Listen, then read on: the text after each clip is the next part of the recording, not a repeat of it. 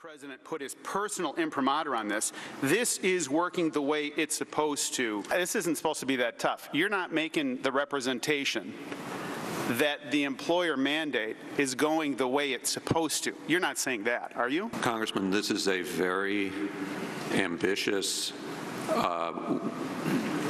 legislative. But it wasn't supposed to be like this, right? This is a very major piece of legislation to deliver historic benefits to the American people.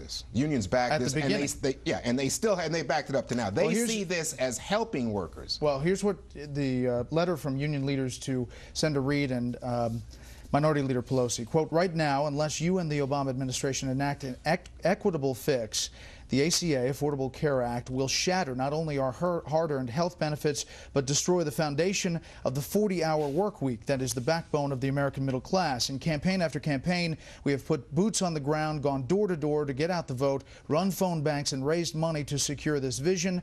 Now this vision has come back to haunt us. Time is running out. Congress wrote this law. We voted for you. We have a problem. You need to fix it. Charles.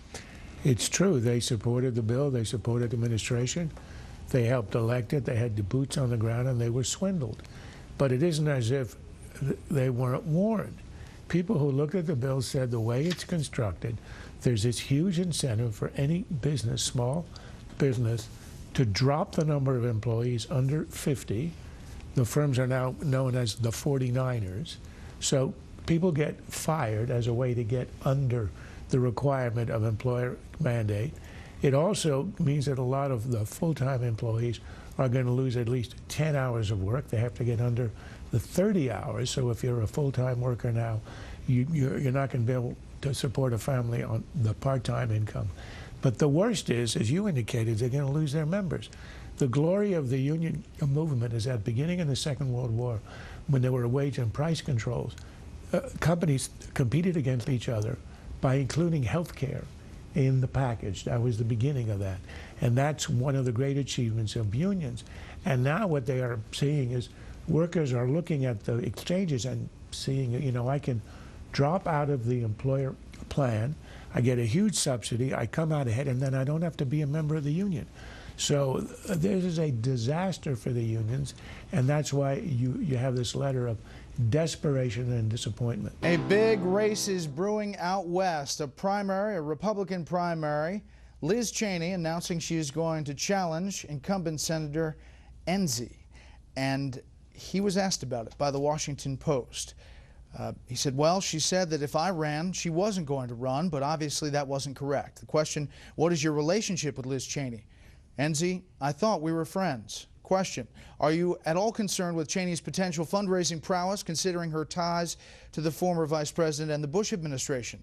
Enzi, money raising's always been a problem for me.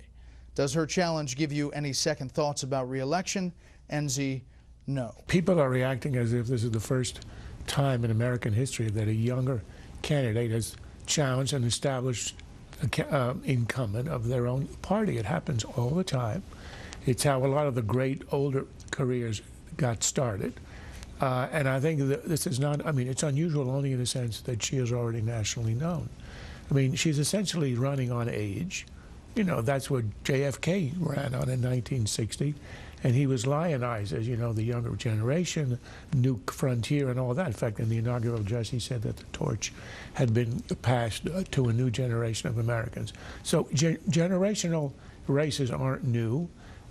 Somebody with a name stepping in isn't new. She is obviously young and talented, and he's established.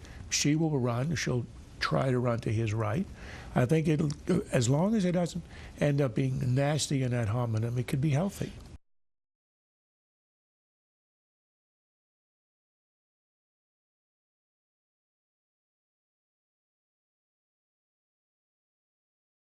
This has been a Sunfish production.